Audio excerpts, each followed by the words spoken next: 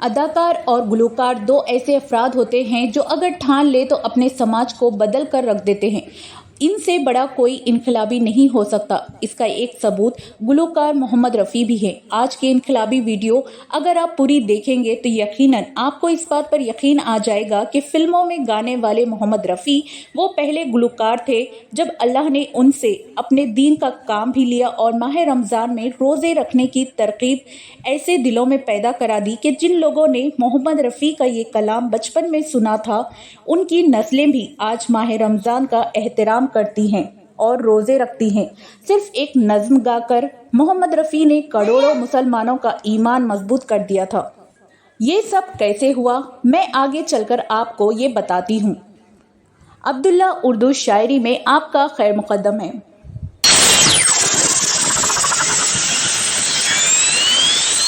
Video को like और share ज़रूर करें। चलिए दोस्तों, बात करते हैं गुलकार मोहम्मद रफ़ी साहब की।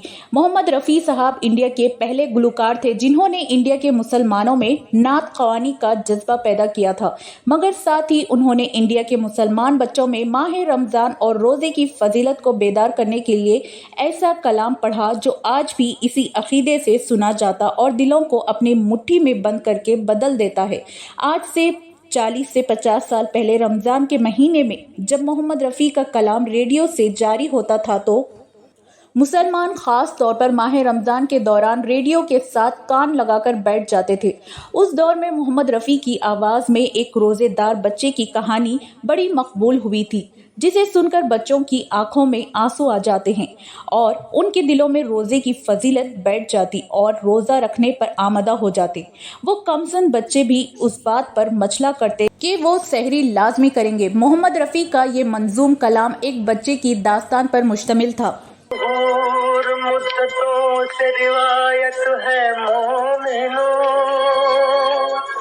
इस कलाम के असर से बच्चे वालिदैन से जिद करके रोज़े रखते और माह रमज़ान के तक़द्दुस कायम रखते।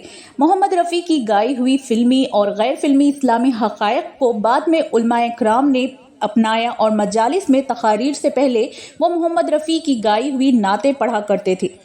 दूसरी जानिब हैरान कुन बात यह भी है कि मोहम्मद रफ़ी करोड़ों हिंदुओं की नज़र में देवता का मुकाम भी रखते थे। उनकी मूर्तियां बनाकर हिंदू रोज़ाना उनकी पूजा भी करते। जब तक वो मोहम्मद रफ़ी की आवाज़ में गाया हुआ कोई भजन ना सुन लेते, ना उनकी पूजा पूरी होती, ना उनकी सुबह का आगाज़ होता। मोहम्मद रफ़ी तो मुसलमान थे, फिर हिंदू उन्हें अपना देवता मानकर उनकी पूजा पर क्यों मजबूर हो गए थे। मैंने जब मोहम्मद रफ़ी साहब के छोटे भाई सिद्दीक़ रफ़ी से ये बात पूछी तो उन्होंने ये कहा था कि मोहम्मद रफ़ी एक सूफ़ी थे और उनके अंदर बाहर कोई दाग ना था। गाना उनका पेशा और मजबूरी थी, जैसे कि बहुत से हिंदू गुलकारों ने नातें और क़वालियाँ भी गाई। इसी तरह मोहम्मद रफ़ी साहब जब मुंबई अपनी तकदीर बनाने गए थे तो हिंदू उनकी आवाज़ सुनकर उनसे भजन सुनते थे। वो दौर ही ऐसा था। अदाकार और गुलकार सिर्फ फनकार थे और मजहब से निकलकर सोचते थे। दिलीप कुमार मोहम्मद यूसुफ थे, मगर जब तक हिंदू नामा अपनाया उनकी तकदीर नहीं बनी थी। मधुबाला और मीना कुमारी भी तो मुसलमान थी, मगर हिंदुवाना नाम रख के तो उनकी तकदीर निकली। इधर पाकिस्तान में भी अदाकार संतोष कुमार और अदाकार दर्पण हिंदू नाम रखे और कामयाब हुए। हालांकि वो दोनों सैयदजादे थे। दर्पण को मजहब से बेलातर होकर सोचा जाता था। मैंने एक बार भाई से कहा था, उन दिनों उन्होंने हज नहीं किया था। रफ़ी भाई ने मुझे कहा था कि मैं अगर गाऊंगा नहीं तो खाऊंगा कहाँ से। मगर यही मोहम्मद रफ़ी जब उन्होंने अपने बड़े भाई के साथ हज किया तो काबे पर नज़र पड़ी तो उनकी काया ही पलट गई। रोज़ाए रसूल पर हाथ रखा तो दिल में अहद कर लिया, अब वो भजन और मुशरिकाना कलाम नहीं गाएंगे और सिर्फ नाते पढ़ा करेंगे, बल्कि गाना भी छोड़ देंगे। उस दौरान मोहम्मद रफ़ी काफ़ी मजहबी हो गए थे तो बॉलीवुड में तहलका मच गया। ये सुनकर लता जी ने भी कह दिया, अगर रफ़ी भजन नहीं गाएंगे तो मैं भी नाते नहीं पढ़ूंगी।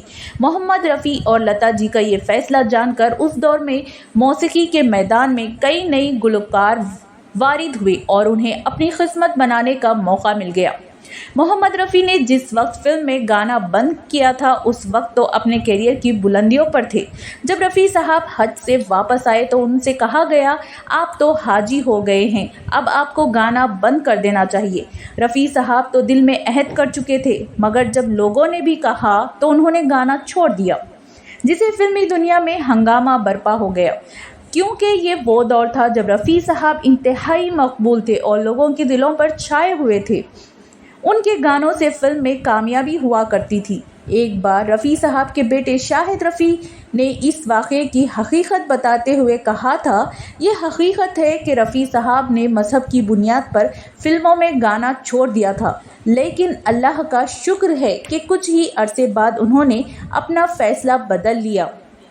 साल 1971 में जब अम्मी और रफ़ी साहब हज पर गए तो वहाँ से वापस आने के बाद मौलवियों के कहने पर उन्होंने गाना बंद कर दिया था।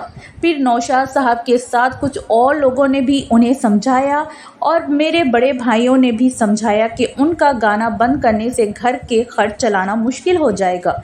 भाइयों ने कहा, आपका गला, ये आवाज़ ही रोज़गार का ज़रिया है, अब आप कोई मुलाजिमत नहीं कर सकते और ना ही कोई कारोबार, इसलिए अल्लाह ने आपको जो नेमत अता की है वही सब कुछ है। जिसके बाद मोहम्मद रफ़ी ने फिर से गाने का फ़ैसला कर लिया, लेकिन उन्होंने दिल में ठान ली कि वो भजन नहीं गाएंगे, अलबत्ता वो नाते और मनक़बत और इस्लामी हक़ाइक़ पढ़ा करेंगे। मोहम्मद रफ़ी ने उस वक्त के ऑप्शन भी अपनाए, चाहे वो सिर्फ नाते ही पढ़ा करेंगे, मगर उन पर दबाव हद से ज़्यादा बढ़ गया तो फिर से फिल्मी गानों की तरफ लौट आए। उन्होंने गौर व फिक्र किया और सोचा कि अल्लाह ने उन्हें जितनी ताकतवर आवाज़ दी है वो उस आवाज़ से लोगों के दिलों को क्यों ना बदल दे। मोहम्मद रफ़ी जब इस्लामी हक़ाइक़ गाना शुरू की तो हज़रत अली रज़ियल्लाहु ताला अन्हु और हज़रत अय्यूब रज़ियल्लाहु ताला अन्हु की शान में अपनी आवाज़ में ऐसी शान बयान की कि इसे मुसलमानों में नया जोश और वलवला पैदा हो गया। बच्चा बच्चा ये मंजूम हक़ाइक़ पढ़कर साहबे इकराम के दर्जा से आगाह होने लगा। उस दौर में मोहम्मद रफ़ी के बारे में कहा गया कि वो सच्चे आशिक़े रसूल हैं और उनकी आवाज़ खुदा की बहुत बड़ी नेमत है। वो इस्लाम की सबसे बेहतरीन तरीके से खिदमत कर रहे हैं। इस दौरान उन्होंने बहुत सी नातें और कई मजहबी मज़मून हक़ाइक़ को ग्रामोफोन कंपनियों के लिए रिकॉर्ड करा दी। मोहम्मद रफ़ी का ये कलाम इतना मकबूल हुआ कि इंडो पाक में बड़ी मकबूलियत हासिल हो गई और इससे गुलकारों के अंदर नात ख़वानी का जज्बा भी पैदा हो गया। मोहम्मद रफ़ी चूँकि मौसीकी की दुनिया में हार्ट केक सिंगर बन चुके थे, लिहाजा कई ग्रामोफोन कंपनियों मोहम्मद रफ़ी की आवाज़ में नाते, मनक़बतें और मंज़ूमे हक़ाइक़ के रिकॉर्ड सारे हिंदुस्तान में फैला दिए। मिल गई मुझको राहे मदीना, जिन्हें मुसलमान आवाम भी बड़ी मकबूलियत और पजीरी हासिल हो गई। कहा जाता है कि 70 के दौर के बाद इंडिया में इस्लाम तेज़ी से फैला और इसमें मोहम्मद रफ़ी की आवाज़ का गहरा असर था।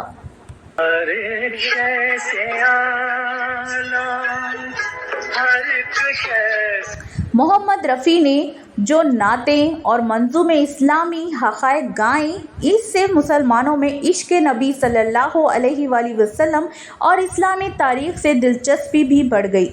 अब ज़रा ये कलाम भी सुन लीजिए, आपको खुद यकीन आ जाएगा।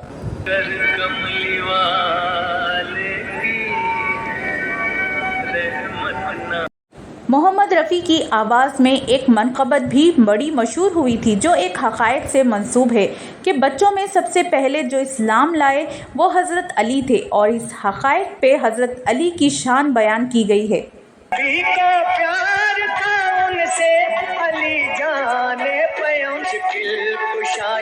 मोहम्मद रफ़ी की आवाज़ में और भी कई मंजूम हक़ाइक़ का बड़ा चर्चा हुआ। उनमें से एक नज़्म सब्र अय्यूब अलैहिस्सलाम पर थी और एक हज़रत मूसा अलैहिस्सलाम के वाक़यात पर मबनी थी और मोहम्मद रफ़ी ने कुरान पाक के कई वाक़यात को नज़्म की सूरत में भी रिकॉर्ड कराया। हज़रत अय्यूब अलैहिस्सलाम से मुतालिक एक नज़्म को तो बहुत पसंद किया गया जिसके बोल थे,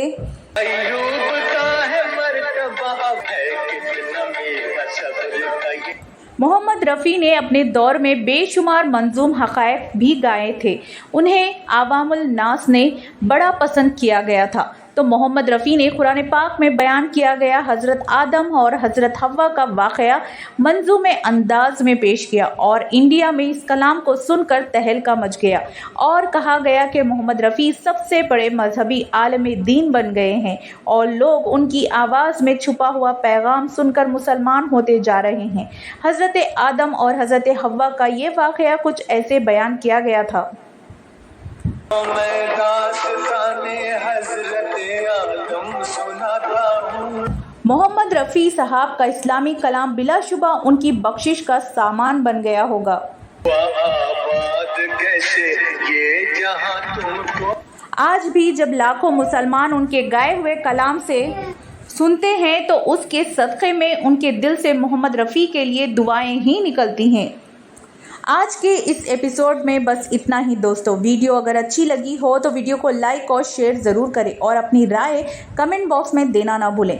मिलते हैं अगले एपिसोड में, तब तक दीजिए अब्दुल्ला उर्दू शायरी को इजाज़त। नमस्कार, आदाब, शब ख़ैर।